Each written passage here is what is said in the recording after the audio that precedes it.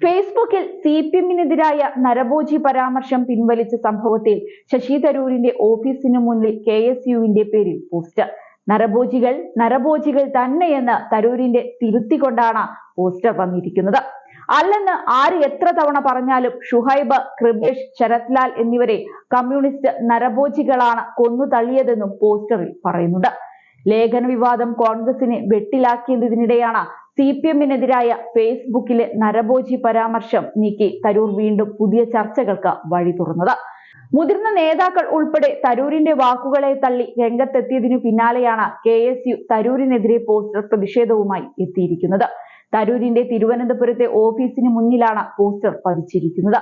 കൃപേഷിന്റെയും ഷുഹൈബിന്റെയും ശരത് ലാലിന്റെയും ചിത്രം ഉൾപ്പെടുത്തിയാണ് പോസ്റ്റർ. ഓഫീസിന് പുറത്ത് കെഎസ്യുവിന്റെ കൊടിയും സ്ഥാപിച്ചിട്ടുണ്ട്. കഴിഞ്ഞ ദിവസം വൈകിട്ടോടെയാണ് പോസ്റ്റർ പ്രത്യക്ഷപ്പെട്ടത്. കെഎസ്യു തിരുവനന്തപുരം ജില്ലാ അധ്യക്ഷൻ ഗോപു നെയ്യാറും തരൂരിനെതിരെ സമാന വിമർശനം ഉന്നയിച്ചുകൊണ്ട് ഒരു കുറിപ്പ് ഫേസ്ബുക്കിൽ പോസ്റ്റ് ചെയ്തിരുന്നു. സിപിഐഎം നരഭോജികൾ കൊലപ്പെടുത്തിയ നമ്മുടെ കൂടപ്പിറപ്പുകൾ എന്ന കെപിസിസിയുടെ ഔദ്യോഗിക ഫേസ്ബുക്ക് പേജിൽ വന്ന പോസ്റ്റർ പങ്കുവയ്ക്കുകയാണ് തരൂർ ചെയ്തത്. എന്നാൽ പോസ്റ്റർ മണിക്കൂറുകൾക്കകം തരൂർ നീക്കം ചെയ്തിരുന്നു. പകരമിട്ട പോസ്റ്ററിൽ സിപിഐഎം പരാമർശമേ ഇല്ലായിരുന്നു. ശരത് ലാലും കൃപേഷും കൊല്ലപ്പെട്ടതിന്റെ 5ാം വാർഷിക ദിനത്തിലായിരുന്നു തരൂരിന്റെ അനുസ്മരണ പോസ്റ്റ്. പ്രിയപ്പെട്ടവരുടെ ഓർമ്മകൾക്ക് മുന്നിൽ പ്രണാമം എന്ന് അദ്ദേഹം ഫേസ്ബുക്കിൽ കുറിച്ചിരുന്നു. 2019 ഫെബ്രുവരി 17-നാണ് കൃപേഷും ശരത് ലാലും കൊല്ലപ്പെട്ടത്.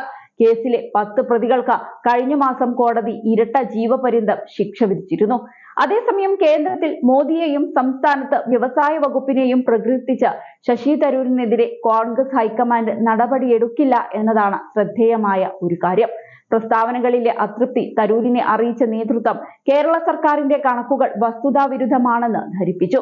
ഹൈക്കമാൻഡുമായി ഏറെക്കാലമായി അകലം പാലിക്കുന്ന തരൂരിന് അച്ചടക്ക നടപടിയിലൂടെ ആയുധം നൽകേണ്ടതില്ലെന്നാണ് ഹൈക്കമാൻഡിന്റെ നിലപാട്. തരൂരിന് തെറ്റുപറ്റിയെന്ന് തന്നെയാണ് പാർട്ടി നേതൃത്വത്തിന്റെ വിലയിരുത്തൽ. നയതന്ത്രം പറഞ്ഞ് മോദി പ്രകീർത്തനത്തിൽ നിന്നും കണക്കുകളുടെ ഫലത്തിലെന്ന വാദത്തിൽ സ്റ്റാർട്ടപ്പ് സ്തുതിയിൽ നിന്നും തരൂർ തലയൂരുമ്പോൾ പാർട്ടിക്ക് അത് ദേശീയ തലത്തിലും കേരളത്തിലും വലിയ പരിക്കേൽപ്പിച്ചുവെന്ന് തന്നെയാണ് ഹൈക്കമാൻഡ് കാണുന്നത്. പാർട്ടി നേതാവെന്ന ലേബലിൽ വ്യവസായ മന്ത്രിയുടെ അവകാശവാദം ഉന്നയിച്ച് തരൂർ ലേഖനമെഴുതാൻ പാടില്ലായിരുന്നുവെന്നാണ് നേതാക്കൾ പറയുന്നത്. പരമ്പരാഗത വ്യവസായ മേഖലകളടക്കം കേരളത്തിൽ വലിയ തിരിച്ചടി നേരിടുന്ന കാര്യം തരൂരിന്റെ ശ്രദ്ധയിൽപ്പെടുത്തിയിട്ടുണ്ട്. കേരളത്തിലെ പരാതി ഹൈക്കമാൻഡ് നേതാക്കൾ ചർച്ച ചെയ്തിരുന്നു. യാഥാർത്ഥ്യം തരൂരിനെ ധരിപ്പിക്കാനായിരുന്നു നിർദ്ദേശം. തുടർന്നാണ് AICC general secretary K C. Venugopal തരൂരുമായി സംസാരിച്ചത്. വിശദീകരണം തേടുന്നതടക്കം അച്ചടക്ക നടപടികളൊന്നും തൽക്കാലം വേണ്ടെന്നാണ് നിലപാട്. സമൂഹ മാധ്യമങ്ങളിലും പുറത്തും തരൂരിന് പിന്തുണയേറുമ്പോൾ അച്ചടക്ക നടപടി ബൂമറാങ് ആകുമെന്നാണ് നേതൃത്വം കരുതുന്നത്.